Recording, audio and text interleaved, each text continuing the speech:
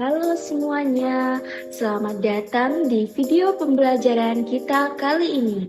Hari ini kita akan menjelajahi sebuah dunia yang sangat menakjubkan, yaitu biologi. Apa sih biologi itu?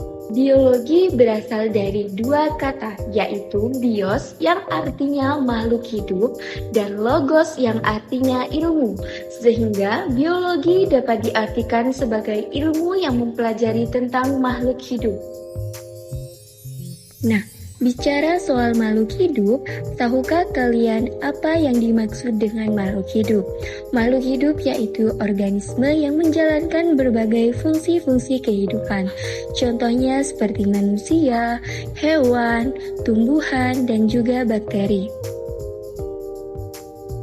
Setiap makhluk hidup memiliki ciri-ciri khusus yang membedakannya dari benda mati. Ciri-ciri yang pertama yaitu bernafas. Bernafas adalah proses menghirup oksigen dari udara dan mengeluarkan karbon dioksida dari tubuh melalui saluran pernafasan. Contohnya seperti manusia yang bernafas menggunakan paru-paru. Ciri-ciri yang kedua yaitu membutuhkan makanan. Makhluk hidup memerlukan makanan sebagai sumber energi, perbaikan sel, metabolisme, dan menjaga sistem imun tubuh. Ciri-ciri yang ketiga yaitu bergerak. Bergerak yaitu berpindahnya dari suatu titik ke titik yang lain. Pada manusia dan hewan, proses bergerak contohnya seperti berjalan dan berlari. Pada tumbuhan, proses bergerak contohnya seperti daun putri malu yang menguncup ketika disentuh dan proses mekarnya kuncup bunga. Ciri-ciri yang keempat yaitu tumbuh dan berkembang.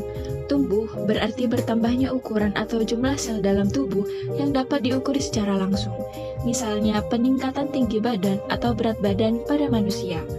Berkembang berarti pematangan fungsi organ pada makhluk hidup. Contohnya seperti menstruasi yang dialami wanita. Ciri-ciri yang kelima yaitu berkembang biak. Berkembang biak yaitu proses perkembangan makhluk hidup untuk menghasilkan keturunan baru. Perkembangbiakan dibagi menjadi dua, yaitu perkembangbiakan secara vegetatif dan generatif. Perkembangbiakan vegetatif yaitu perkembangbiakan yang tidak melibatkan peleburan sel kelamin seperti menanam singkong dengan cara stek. Perkembangbiakan generatif yaitu perkembangbiakan yang melibatkan peleburan gamet jantan dan betina.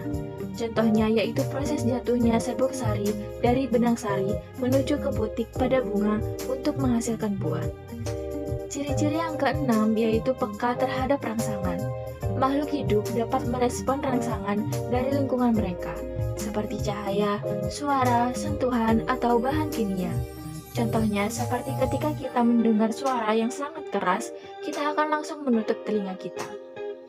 Ciri-ciri yang ketujuh yaitu mengeluarkan zat sisa atau ekskresi. Ekskresi adalah proses pengeluaran zat-zat sisa metabolisme yang tidak diperlukan dari dalam tubuh makhluk hidup. Contohnya pada manusia dan hewan mengeluarkan urin dan feses.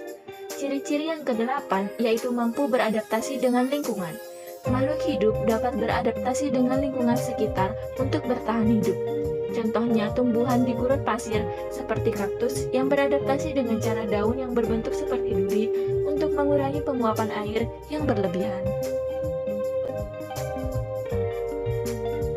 Makhluk hidup dibagi menjadi 5 kingdom, yaitu kingdom Animalia, Plantae, Protista, Monera, dan Fungi.